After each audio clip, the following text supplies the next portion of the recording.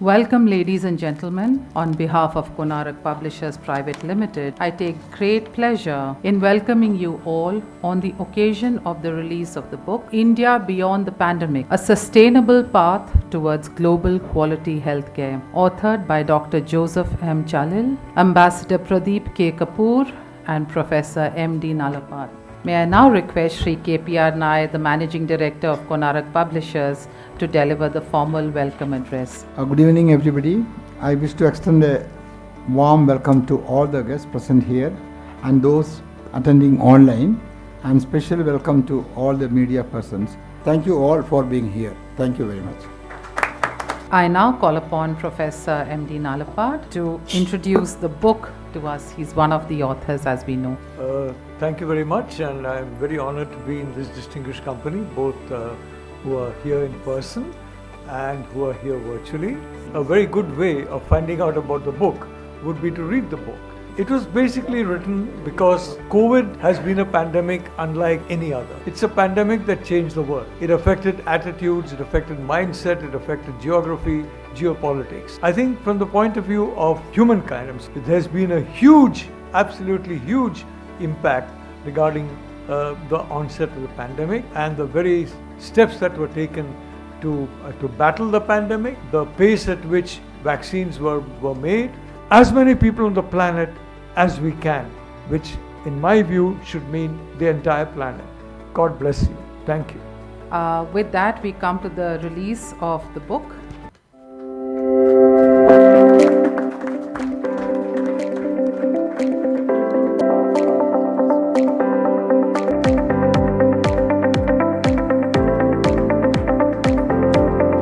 Coming up from the Honorable Minister of Shri Randeep Singh Puri. I congratulate Ambassador Pradeep Kapur, Professor Madhav Das Nalapat and Dr. Joseph Chalil on their book India Beyond the Pandemic. This book can be a useful guide for those who seek to understand how the pandemic has transformed the world and the road ahead for India and the global community. Once again, I congratulate the authors on this wonderful book and look forward to its ideas being disseminated widely. Thank you.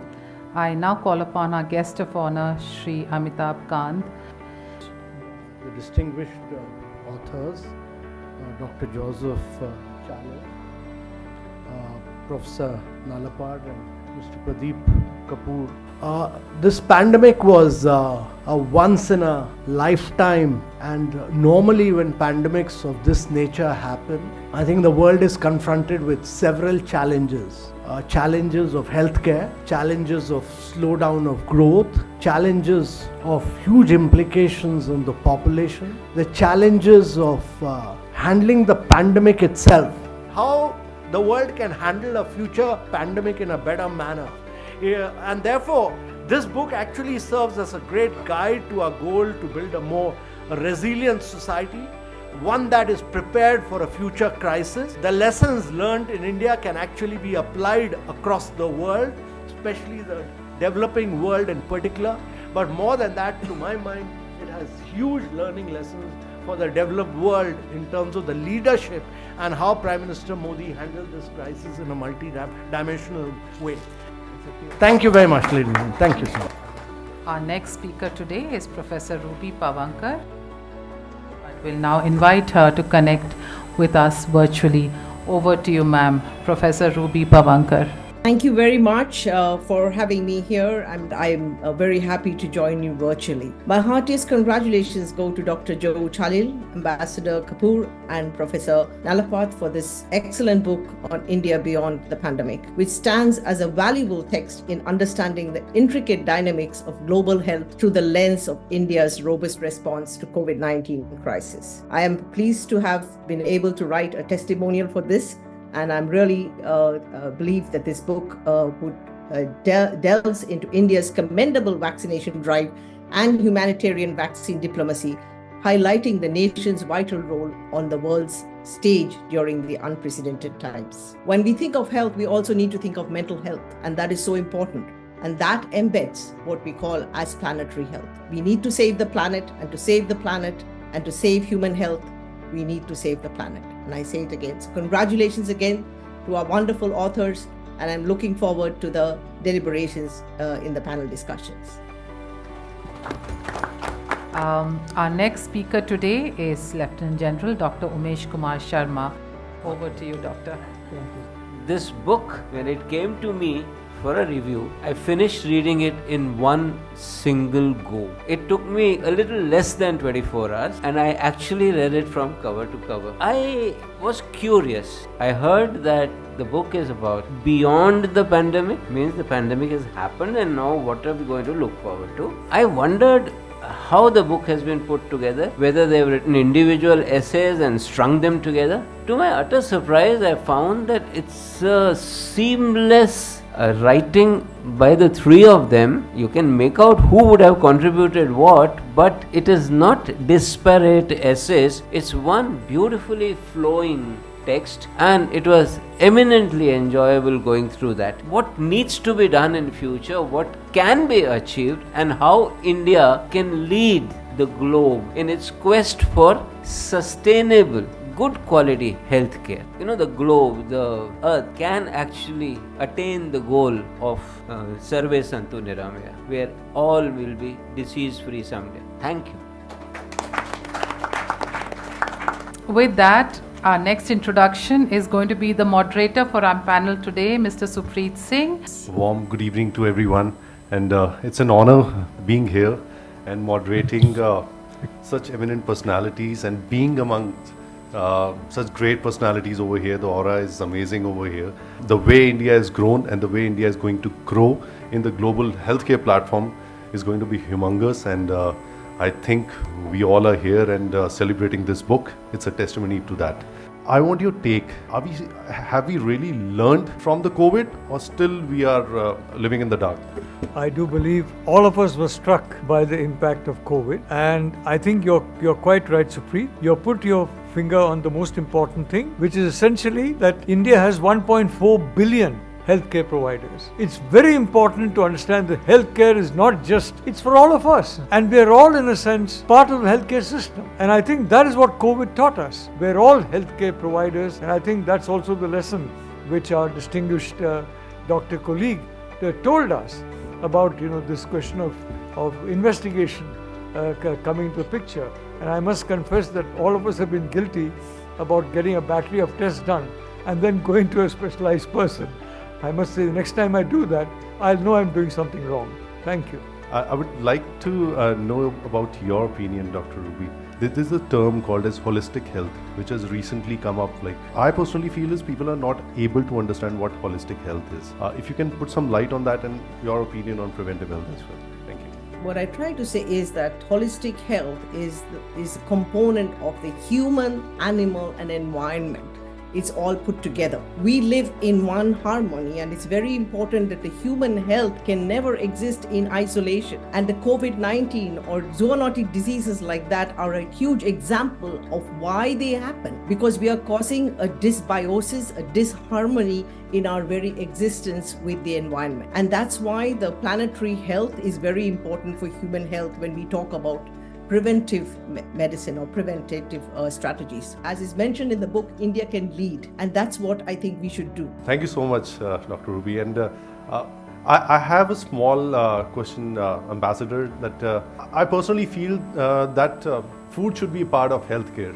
What I would like to say about food is that, food is definitely a very important part of the framework and construct of every individual being. Now, we have been told by our ancestors, by our parents, by the gurus, that sattvic living, sattvic food for a sattvic life. There are different types of food: sattvic food, rajasic food, and manasic food. Healthcare, well-being, wellness, and thereafter treatment accessible to all at a very low cost, which is affordable for all. Thank you. Back to you, Supreet. Thank you so much, sir, for your insights.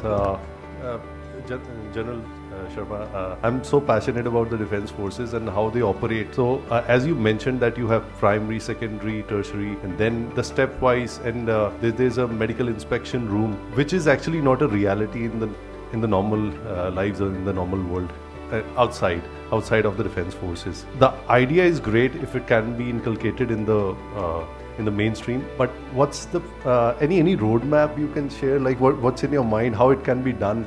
No, what it probably requires is a tremendous amount of discipline. Now, an armed forces officer, once he joins, the young medical officer, he is posted to the periphery, the bondukes, where there are times when he doesn't even have people to socially interact with. He may be all by himself, some border areas.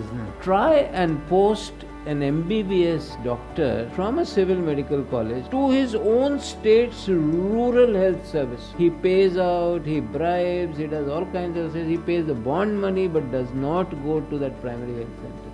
It's a bit of a shock. So it requires an attitudinal sea change actually in India, but it can be done. The pandemic showed us, because when it became an emergency, everybody pitched in. Everybody pitched in. You just need to find ways. That's it.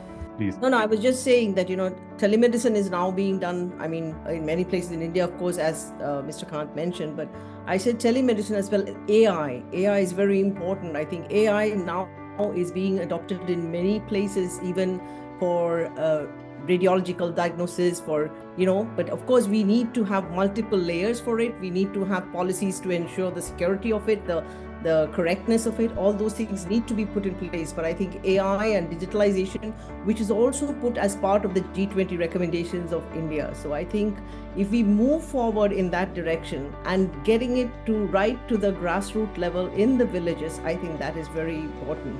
So Chalil, how do you see India as the epicenter for healthcare in the next 10 years from a global perspective?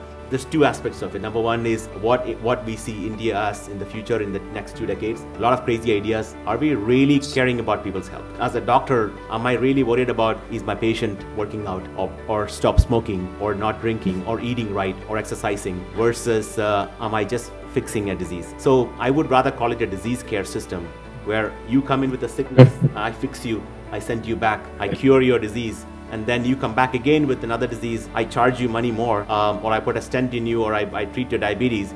But we're not really caring about healthcare. So it's up to India to provide the services with technology, with AI, with our human resource capital, the smartest people in the world we have here. We need to use them, and I'm pretty sure, sitting in America, I can clearly see that our system is declining. I don't see the next decades belong to America. I would say the next decades belong to India. That's very true, and the brain drives the entire body. So absolutely, that's very right. Listen, I want your opinion. 10 years before or 10 years today, how have the things changed when you go to a hospital or when you go to a doctor? When I was 8, at that time there was no medicine for tuberculosis. There was no medicine for typhoid. My mother died when I was 7 because of typhoid, and she could not get a medicine. In those years, and my mother died at the age of 27. So the change, that is the change. Actually, we need a holistic approach towards healthcare. This is what I feel. Everything goes side by side. One closing statement for India beyond pandemic. One closing statement is the opening of realization that India can do it. This is an inflection point in the transformational journey for the world to understand the relevance of India on the global stage in the global community of nations. And the time has come for India to be welcomed into the UN Security Council as a country, which is strategically very important for the world. Well, I would just try to say that, India, I would say that the influx of India and awareness of India was much more in the US for many years, but in Japan, we didn't really have that kind of interaction with India. But I think we are admired by the world, and so it's time for us to act. How we do it is through partnerships with global organizations. Thank you. Or my concluding remark is, we keep doing what we are doing and do not allow hubris to affect our performance. Nor should we start celebrating in advance that India is going to be at the high table. That brings in complacency, and complacency is not good. So I said, we do what we need to do, and the world will see the results. Let this be, I think this panel discussion is a very good starting point. Let this be a discussion starter at this book. Let this start conversations this shouldn't be a pathway to future, but this shouldn't be a pathway to a discussion to a future. I know we have smart minds here, a lot of IFS officers, a lot of IAS officers, a lot of civil service army generals, AFMC graduates, whether it's Dr. Ruby or General Sharma, these are the smartest minds in the world. These guys can figure out, how can we do for the world. We just need to come together and to think wider, think broader, and for a healthier world, a healthier India first, and a healthier world in the future. A huge thanks to everybody who's made this evening happen. Thank you very much, and Jai Hind.